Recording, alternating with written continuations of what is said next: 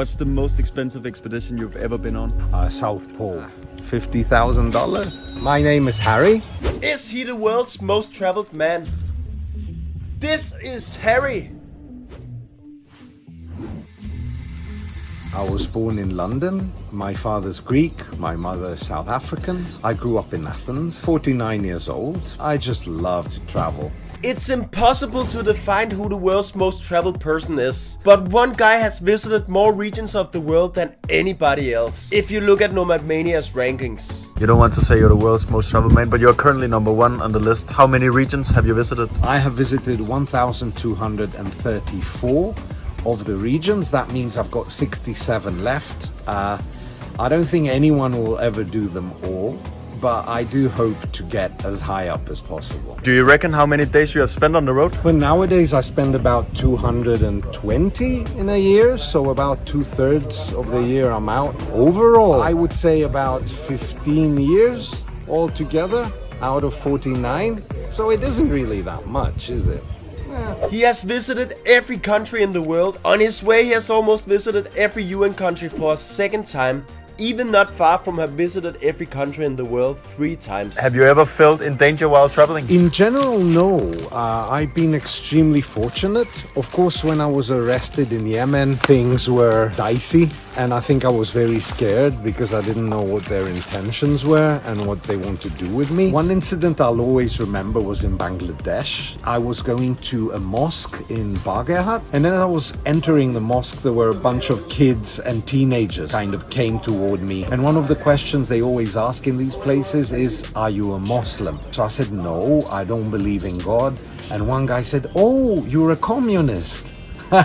So that really has stood out as a really funny experience that remained with me. Yeah, we're really going to the middle of nowhere. I just love the insanity of all this. A small airplane today? Yeah, I think it's a Dornier 228. Harry has been to Afghanistan 3 times, Iraq 3 times, Venezuela 4 times, and Yemen 4 times. And he has been some very remote places that few people know of. Here we go, San Helena in the Atlantic, and then obviously Pitcairn, which is one of the most isolated inhabited places. Yeah, you often find when you travel that the world is a very, very small place. Yeah. For me, it was a big honor meeting Harry at Nomadmania's conference in beautiful Sao Tome and Principe, where we spent 10 days together at both Sao Tome and the other island Principe. And to have him with me on my first ever group trip to Socotra in Yemen. Socotra, a new place. He has visited the most regions in the world, been on more airlines than any other person, been to places that most people have never even heard of. Off I went. It's been one crazy journey for Harry. I've got a few countries left to do them all the second time. I keep on having this urge to run, to always move. I can't stay still. I will say I'm addicted to movement. We messed up. Luxury tourist. So Harry, your type of travel style? I guess it varies. I can go to a really expensive hotel sometimes, but I would say that's the exception. Usually, the more natural you get, the better it is. I mean, come on, look at this, you know? Best dessert in the world. This is the guy who tried to rob me. Would you want to come to lunch with me?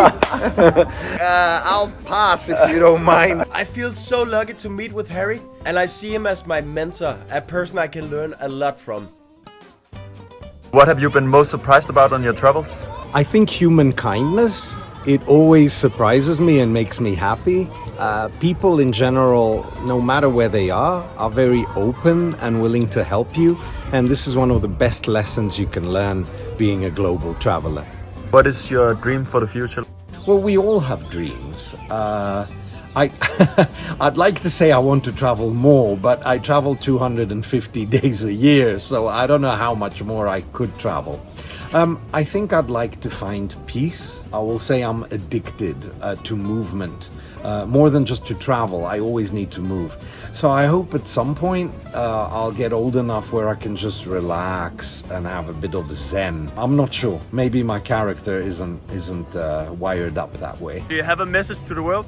Be an ambassador for yourself and for your country. Remember, other people will behave to you as you behave to them. So smile, be positive, be the best you can be. This is Harry. How cool is he? You've got some people who are extremely rich, and then others who are really on a tight budget.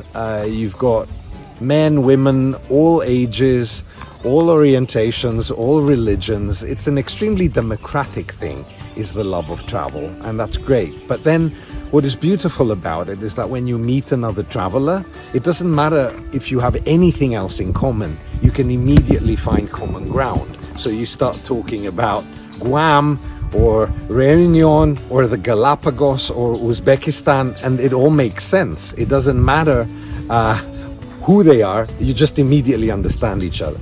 I think it's very important to keep an open mind. Travel is number one, but I think in life you have priorities and some things fall behind, but I feel it's worth it. Remember to subscribe to Gus on the Go.